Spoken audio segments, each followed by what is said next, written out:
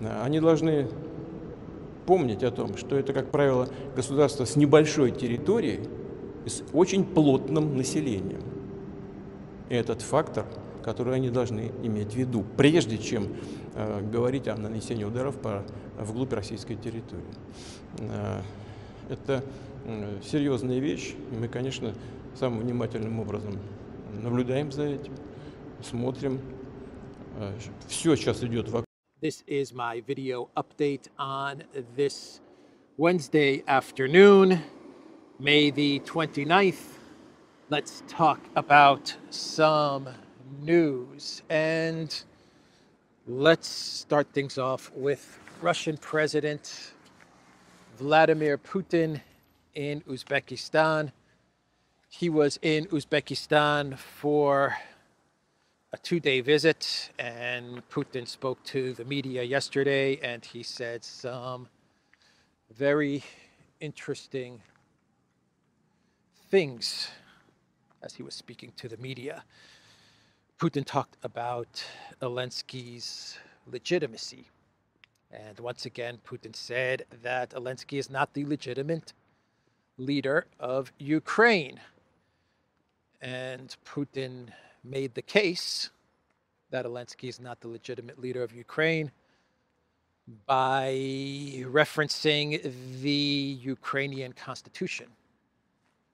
Basically, Putin said that under martial law, the parliament in Ukraine, they can cancel elections, parliamentary elections, but the executive, the office of the president, under the Constitution, cannot cancel elections. And so when Zelensky canceled the presidential elections, that made him illegitimate. And Putin said that the power of the executive under the Constitution in Ukraine, under Article 111, is actually now with the Speaker of the Parliament. So the Speaker of the Parliament is now the legitimate leader of Ukraine. So Putin said that the collective West, they want to keep Elensky in power. They continue to recognize him as the legitimate leader of Ukraine because the collective West, they want Elensky to pass unpopular and controversial laws. And they need Elensky in office to do these things. For example, Putin talked about the mobilization law and how mobilizing military-aged men starting at 20, 24, 25 years old was very unpopular, but Zelensky got it done. And the next step is to mobilize 18-year-olds and send them to the front. And that's going to be extremely controversial and unpopular. And so they want to keep Zelensky in as president, and they'll continue to recognize him as president of Ukraine because they want him to get that done as well. And Putin said that eventually, once Zelensky gets all of these controversial laws and makes all of these controversial decisions, once he gets these laws passed and executes these decisions, they will blame him for the debacle that is Ukraine. They will blame him for making all of these controversial decisions, like mobilizing 18-year-olds, throw him under the bus, and appoint a new president. And then Putin addressed the NATO weapons attacking Russian territory. He was asked about Stoltenberg's statement the other day, where he said that Stoltenberg said that NATO member states should give Ukraine permission to use their weapons to hit deep inside of Russian territory.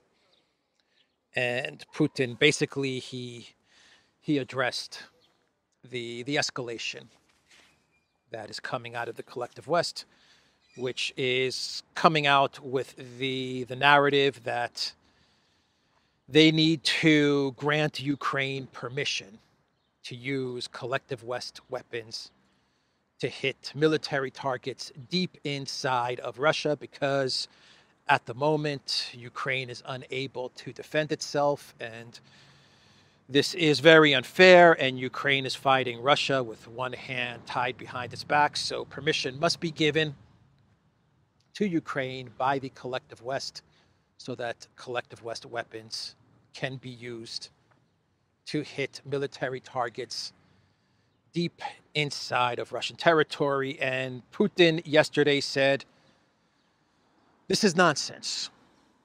He said, this is nonsense. Who are you guys kidding? This is what Putin basically said. Who are you guys kidding? Who are you all trying to fool? We know that if weapons are used to hit Russian territory, the weapons are not being operated by the Ukraine military. Putin said that these weapons, like Storm Shadows and ATACMS, I think he specifically mentioned ATACMS, these weapons use targeting and satellite and surveillance and just about everything that goes into firing one of these weapons is done by the United States or by collective West military. Ukraine will not be involved in using these weapons to hit Russian territory. So Putin was basically getting at this. Look, you guys want to fire long-range missiles into Russian territory. We all know that when you do that, it is the collective West firing weapons into Russia. It's U.S. satellites, it's collective West military, it's collective West surveillance, collective West targeting, collective West operators, even collective West NATO military personnel that are firing these weapons into Russia. So you guys want to do that? Well, we're going to retaliate. That's basically what Putin said. And he said not only that Russia will retaliate, how did he phrase it? One second. Here we go. So these representatives of NATO countries, especially in Europe, especially in small countries, must be aware of what they are playing with, the Russian president said, noting that a lot of these countries have a small territory and a very dense population. It's Putin saying that when these weapons are used to hit Russia, we will know who fired these weapons into Russia, and we are going to respond against the country or the countries in the collective West that fired these weapons into Russia. Now, how is Russia going to respond? Who knows? That is something that I cannot answer. That is something that we cannot answer. But Putin says that these countries have a small territory and a very dense population. Now, when Russia says a country is a small territory, when he's talking about Europe, that's basically every country in Europe, when compared to Russia, is a small territory. And there are a lot of cities all throughout Europe which do have a dense population. London, Paris, Warsaw, Bucharest. A lot of big cities, dense population centers in Europe. Small countries, the Baltics, Estonia, Latvia, Lithuania. So I think the collective West should take this warning from Putin very, very seriously. But they won't. And we know that they will not. And Putin even brought up the case of Kharkiv. As an example, he said that right now the collective West is only focusing on on the Russian offensive in Kharkiv. But what led to the Russian offensive, Putin said? What led to it? He said it was the Ukraine military, with the backing of the collective West, constantly attacking Belgorod. And Russians gave warning after warning. No one listened. And so Russia had to create a buffer zone. They had to move in the direction of Kharkov and push the Ukraine military back. And Putin made the point that it was the collective West, you guys, that forced us to move in the direction of Kharkov. You're the ones that opened up this fourth front. Putin told reporters that their colleagues in the West are ignoring Ukrainian attacks on Belgorod and other Russian regions along the border and only focusing on the Russian advance on Kharkov. What caused this? They did. With their own hands. Well then, they will reap what they have sown. The same thing can happen if long-range precision weapons are used, the Russian president said. As we did in Kharkov, by opening up a new front, we can do the same thing if long-range weapons are used to hit Russian territory. The big question mark is, where will that front be? Will that front be in Ukraine? Or will that front be in, I don't know, in France? I mean, I don't know. I don't know. That's the point to all of this, is Russia is basically saying, Putin is saying, we are going to retaliate. And we reserve the right to retaliate wherever your assets are located. So that's Putin in Uzbekistan. And since we're talking about France and opening up a front towards France, it sounds crazy, man, but you know, Macron is talking a lot of smack. He continues to talk a lot of smack. And he was with Scholz in Berlin. They both hate each other. Scholz despises Macron. Macron despises Scholz. But there they were in Berlin. And this is all part of Germany's 75 years of a constitution celebration, whatever this is that's going on in Germany anyway. Macron is there and he's speaking to the media, and Macron starts talking about using French weapons to strike deep inside of Russia. And what does Macron do? He pulls out a map. He pulls out a map and he starts showing all of the places where Russia is hitting Kharkov and where the collective West can hit Russia. And he's showing this map and he's saying, look, we must allow Ukraine to hit Russian territory. That was Macron making the case for French weapons, for collective West weapons, for German Taurus missiles to be sent to Ukraine and to be used to hit deep into Russian territory. And that is why Macron was doing this next to Scholz. He wants to put pressure on Scholz to send Taurus missiles and have those Taurus missiles, which have the longest range out of Scalp, Storm Shadow, ATACMS. He wants those Taurus missiles to be given to Ukraine and to be used to hit Russian territory. Macron is standing next to Scholz, saying, we as France, we are ready to give Ukraine the green light to use our weapons to hit Russian territory. Scholz, Germany, what are you doing? The media's right here. We got the video and the TV. What are you doing, Scholz? What do you think Scholz is going to do, Mr. Cat? Well, Scholz, he said that Ukraine absolutely has a right to defend itself, And when it's given weapons, it can use those weapons as it sees fit. But that's pretty much where Scholz left it.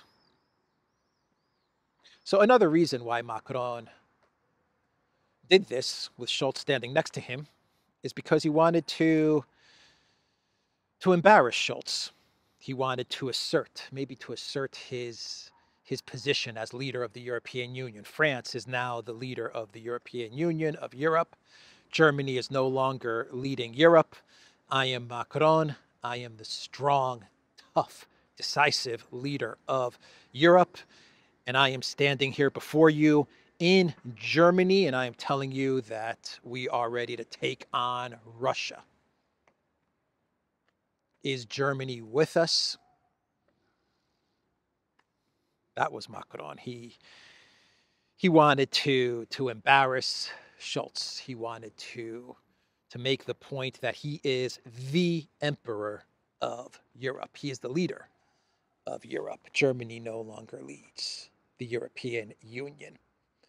If Scholz had any balls, instead of coming out with a comment which was along the lines of, yes, Ukraine, they have the right to defend themselves and we're supporting Ukraine, and whatever weapons Ukraine gets, they can use them as they see fit. Instead of coming out with that kind of wishy-washy statement, if Olaf Scholz had any kind of cojones, any kind, even itsy-bitsy small balls, if he had any kind of balls, he would have looked at Macron and he would have said, go ahead, Emmanuel. Go ahead. Send your missiles to Ukraine. Call up Elensky right now. Here, you can even use my mobile phone. Give him a call and tell him, use those Scout missiles and attack Russia. Go ahead, Emmanuel. That's what he should have done. Yeah. Go ahead, Macron. Call your general and give him the green light to send 20,000 French troops into Ukraine, into Odessa right now. Once you do it, you go first. Once you do it, we'll follow. Yeah. He could have taken the other route. He could have looked at Macron and he could have said, man, are you crazy? Are you crazy, Macron? You want to start a war with Russia? Russia's going to obliterate you. Russia is going to demolish your military in a week. Are you out of your freaking mind? He could have looked at Macron and said that. Are you out of your freaking mind? You're going to use French weapons to attack Russia? Are you crazy? He could have taken that route as well, but nope. Olaf Scholz said, Ukraine can use our weapons as we see fit. And oh, boy. Anyway. What else? Poland. Polish defense minister has allegedly given the green light to Ukraine to use weapons from Poland to hit Russia. So it looks like if Russia finds out that that it is indeed Poland that is attacking Russian territory, if we come to the point where Polish military, Polish personnel, intel, surveillance, targeting is used to attack Russian territory, well, that's going to be very problematic for Poland. Very, very problematic. This is coming from the Polish defense minister. Claims Ukraine has the right to use Western arms to hit longer-range targets in Russia.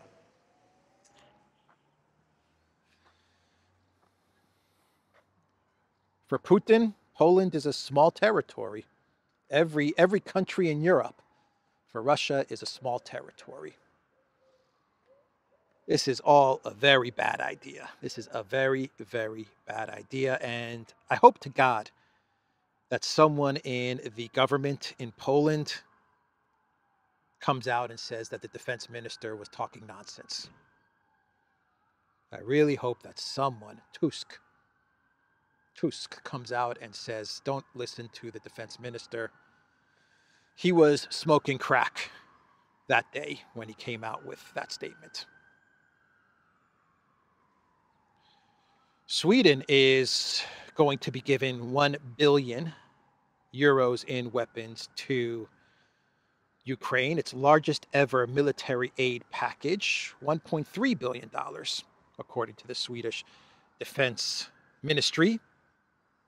The package contains ASC-890 radar reconnaissance and control aircraft, the entirety of Sweden's Pansarbadvan 302 infantry fighting vehicles, artillery shells, and anti-air missiles. Radar, reconnaissance, and control aircraft. For Russia, Sweden is a small territory. Stockholm, a densely populated city. Why is Sweden doing this? Why are they escalating like this? Bad idea. Very bad idea.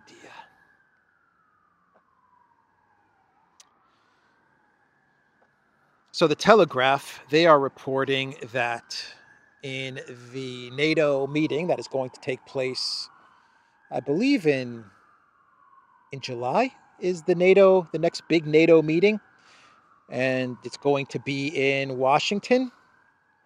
The Telegraph is reporting that Ukraine will not get an invite to join the alliance. Not only will Ukraine not get an invite to join NATO, but from what I understand, the US and Germany are going to tell Elensky to not press NATO member states to give him firm dates as to when Ukraine is going to enter the alliance. In other words, according to the Telegraph, they want Zelensky to show up in Washington and to zip it. Zip it. Don't complain, don't cry, don't whine. Just show up, wear your best green outfit, and don't run around Washington crying about how Ukraine has not been given a timeline or a date as to when it can enter NATO. That's basically what the Telegraph is reporting. Elensky's not going to be happy with this article from the Telegraph. But they want Ukraine to continue fighting. Keep on fighting Russia. Keep on mobilizing. Eventually, you'll mobilize 18-year-olds. We'll keep on calling you El Presidente Elensky. But as far as being invited into the alliance, nope, not going to happen. So that's what's going on there with the upcoming NATO meeting. And then we have the story from the Washington Post that came out this morning. And the Washington Post is reporting that Trump, at a fundraiser, according to 11 anonymous sources, donors and attendees at these fundraisers, staff, that Trump at one of the campaign fundraisers said that if he were president of the United States, he would bomb Moscow and Beijing. He would have bombed Moscow if it had moved against Ukraine and if China moves against Taiwan. he is going to bomb Beijing. That is what the Washington Post is reporting, according to its 11 anonymous sources, maybe more than 11. Trump makes sweeping promises to donors on audacious fundraising tour. By tying donation requests to pledges of tax cuts and other policies, Trump is testing the boundaries of federal campaign finance laws. Now, I read this article from the Washington Post, a fairly long article, actually, and he mentions the bombing of Moscow. The Washington Post mentions Trump's bombing of Moscow and Beijing one time. It's one small paragraph in a fairly long article from the Washington Post.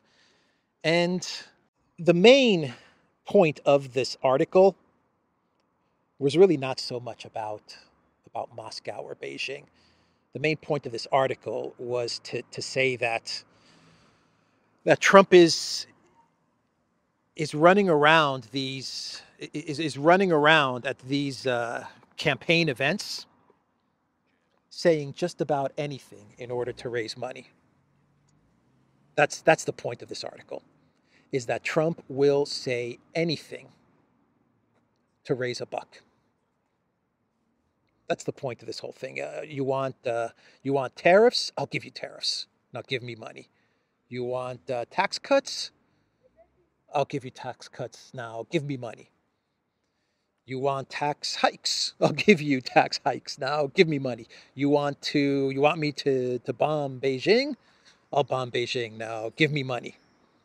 That's basically what this article is about. And the article actually goes even a step further. It hints subtly, very subtly, it hints at the possibility that Trump is breaking the law by soliciting campaign donations, which are above the legal limits.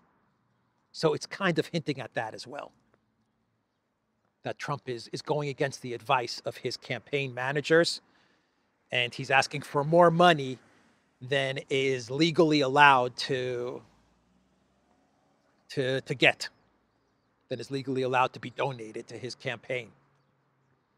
So that's really the purpose of this article. The purpose of this article is not to say that Trump is going to hit Moscow or Beijing. The purpose of this article is to make Trump look desperate, in need of cash, and to make it look like he'll do anything. He'll say anything, not do anything. He'll say anything. He will say anything whatsoever to get a donation. Did Trump say this? Probably. Does it mean that he believes it? No. No, I don't think so. I don't think he's going to bomb Moscow or Beijing. I think that's silly. Now, Biden, on the other hand, I don't know. Biden, I don't know. But I don't think so. That's the article, and a lot of people are talking about it, but I read through the whole thing, and it's really just about Trump's financing practices. It mentions that because of all the court cases, he has to shell out so much money to defend himself in all the court cases that he's getting very desperate to raise money. So he'll say anything. Anyway, that's the Washington Post article. Now let's talk about Elensky and what he said during a press conference. I believe this was in Spain, this press conference, and what he said about the peace summit in Switzerland, because Elensky is very hurt that Joe Bidenopoulos is not going to show up to Switzerland for the Ukraine peace summit, a peace summit where Russia is not invited. And Elensky is very, very hurt. So what's Zelensky doing? What is he doing? He is trying to convince Biden to ditch the Hollywood fundraiser in California and fly out to Switzerland and attend the Ukraine peace summit. And the way Elensky is trying to convince Biden is by humiliating Biden, by baiting Biden. That is how he is doing it. Basically, what Elensky is saying is that Biden is going to look very weak if he doesn't show up to Switzerland. He's going to look very weak. With all due respect, I think the decision not to attend is not very strong. So he doesn't say very weak. He says it's not very strong. Biden's not going to look very strong if he doesn't show up to Switzerland. From the BBC, Zelensky urges Biden to attend Ukraine peace summit. Mr. Zelensky said his key allies' possible absence would only be applauded by Russian President Vladimir Putin, personally applauded by Putin, and it would be a standing ovation. He's trying to bait Biden. Mr. Biden, if you don't show up to Switzerland, you're not going to look very strong, and Putin is going to be laughing at you. He is going to be applauding the fact that you didn't show up. You know, this strategy is not a bad strategy, to be quite honest. It's not a bad strategy at all. I could see Biden reading these statements from Elensky, and I could see Biden going to Jake Sullivan and saying, I'm going to go to Switzerland. There's no way in hell that I'm going to allow Putin to applaud. There's no way in hell that I'm not going to look strong. I could see Biden doing that. So it's not a bad strategy, actually, from Elensky. Mr. Biden, if you don't show up to Switzerland, then Putin is going to applaud. Putin is going to do this, and he's going to do this. You're going to look very silly, Mr. Biden. Podolyak, how do you say kuritsa? How do you say this word? Mr. President, the word you're looking for is chicken. Ah, yes, chicken. Mr. Biden, are you chicken? Are you chicken, Mr. Biden?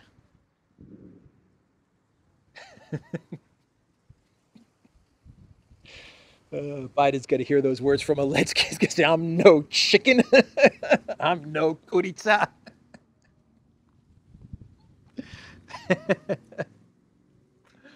Oh, man, it's not a bad strategy from Elensky. I have to hand it to him on this one. I have to give him props. That's how you get Biden over to Switzerland. Absolutely. So Blinken is on a European tour. He's in Moldova today, and I believe tomorrow he goes to Czech Republic. So Blinken is running around the world, stirring up trouble, trying to open up a second front. Can't open up a second front in Serbia. Let's try in Georgia. Whoops, Georgia failed. Let's go to Moldova. Moldova, not quite ready yet to open up a second front against Russia. Let's go back to Serbia. That's basically Blinken. Wherever Blinken goes, incompetence and trouble follows. So anyway, Blinken in Moldova. And now let's get to, before we go to, I got a pretty good clown world. Before we get to the clown world territory, the other big story from yesterday was a Guardian article. A Guardian article with the title, one second here, where is it? Here we go. Revealed. Israeli spy chief threatened ICC prosecutor over war crimes inquiry. Mossad director Yossi Cohen personally involved in secret plot to pressure Fatou Bensouda to drop Palestine investigation, sources say. Spying, hacking, and intimidation. Israel's 9-year war on the ICC exposed. Wow, what an article from The Guardian. If you're interested, look up this article. give it a read through. Fascinating stuff. Absolutely fascinating stuff. Let me read you a really good summary from the Twitter X account of Megatron. Israeli spy chief threatened ICC prosecutor and her family over war crimes inquiry. From The Guardian, according to accounts shared with ICC officials, he is alleged to have told her, "You should help us and let us take care of you. You don't want to be getting into things that could compromise your security or that of your family." Mossad director Yossi Cohen personally involved in a secret plot to pressure Fatou Bensouda to drop Palestine investigation. Sources say the former head of the Mossad, Israel's foreign intelligence agency, allegedly threatened a chief prosecutor of the International Criminal Court in a series of secret meetings in which he tried to pressure her into abandoning a war crimes investigation. The Guardian can reveal Yossi Cohen's covert contacts with the ICC's then prosecutor, Fatou Bensouda, took place in the years leading up to her decision to open a formal investigation into alleged war crimes and crimes against humanity in occupied Palestinian territories. Cohen's personal involvement in the operation against the ICC took place when he was director of the Mossad. His activities were authorized at a high level and justified on the basis that the court posed a threat of prosecutions against military personnel, according to a senior Israeli official. So basically, before Khan took over,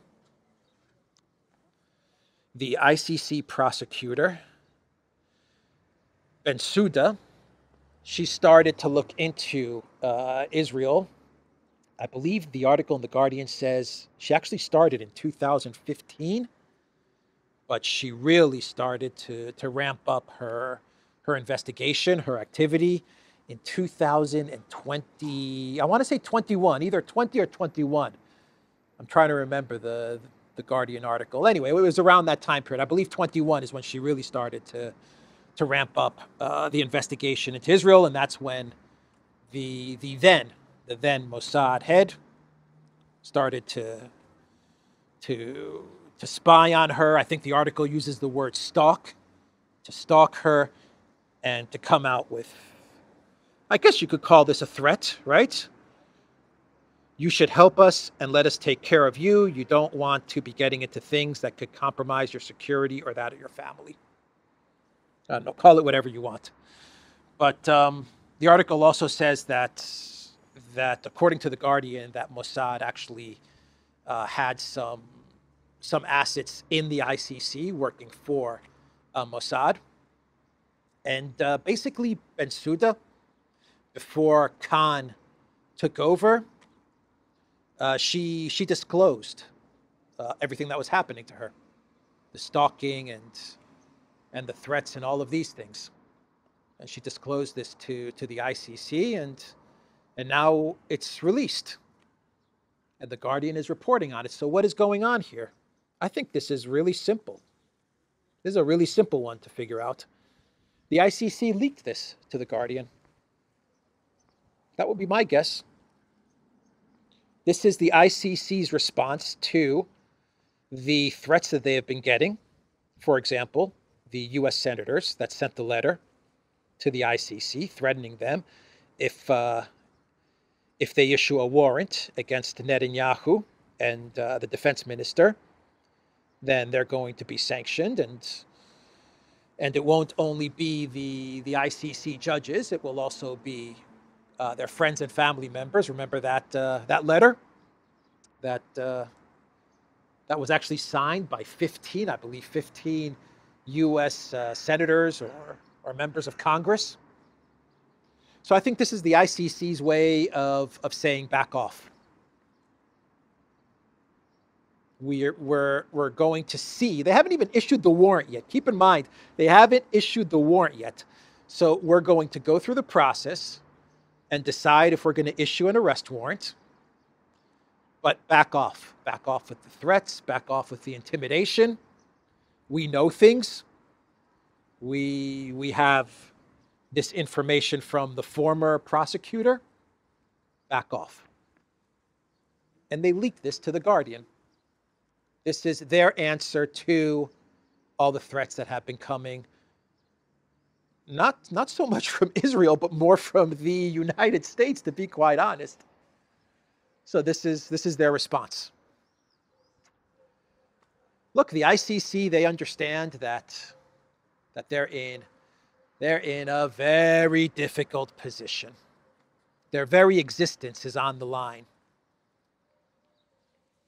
Their very existence, their reputation, everything is on the line. You know, it's amazing. They understood everything that was going on all the way back from 2014, 2015. They were getting threats. They were being stalked. They understood what a sensitive issue this was. And they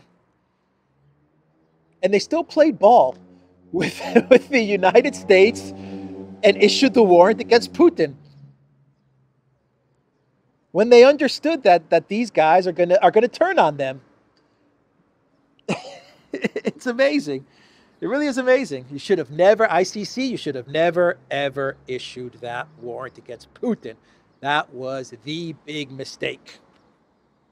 That was the big mistake. The ICC probably thought that they could befriend the mafia bosses. Nope.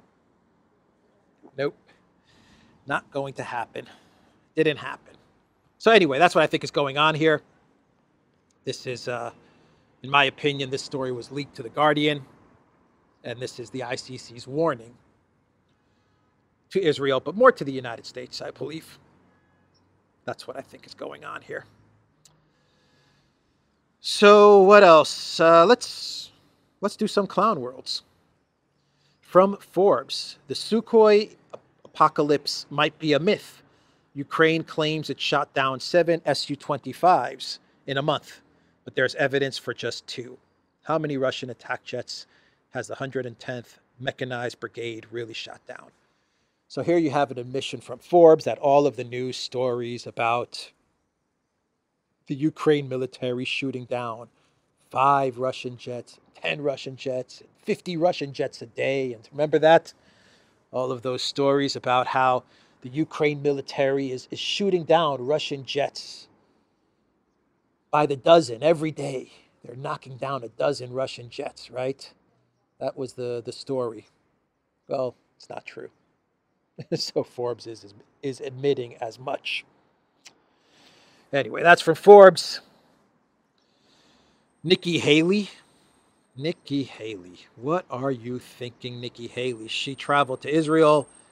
And I don't even know if this is true. This is true. This must be true, but I find it hard to believe that someone could be this dumb to actually do this and to have a photo taken. Anyway, Nikki Haley in Israel, she signed an Israeli army shell, a bomb, a missile, whatever. And she signed it with the words, finish them. America loves Israel always. Nikki Haley. That is what she wrote on this army shell. Way to go, Nikki Haley. All right. And finally, let's do one more. And we are getting word that the Dutch Defense Ministry has a plan to send 1 full Patriot missile system to Ukraine. And the way it's going to do this is that it is going to ask other collective West countries to contribute whatever Patriot missile battery spare parts they have. Send us those spare parts. Then we're going to put together a full Patriot system, and that'll give us 1 Patriot system, and we'll send it to Ukraine. This is how you're going to win a war, collective West, against Russia. This is the plan. Man. Yep, believe it or not, that is what the Dutch Defense Ministry came out with. Send us your Patriot missile spare parts. Send us your spare parts, and we'll work to put together a full Patriot system. And then we'll send that Patriot system to the Ukraine military. That's how we're going to defeat Russia. What a bunch of jokers. And these are the countries that want to launch missile attacks into Russian territory. Yeah, it's not going to end well for the collective West. Oh boy. So that's the video. theduran.locals.com. We are on Rumble, Odyssey, BitChute, Telegram, Rockfin, and Twitter X. And go to the Duran shop. Use the code GetReady15 and get 15% off most merchandise. Take care.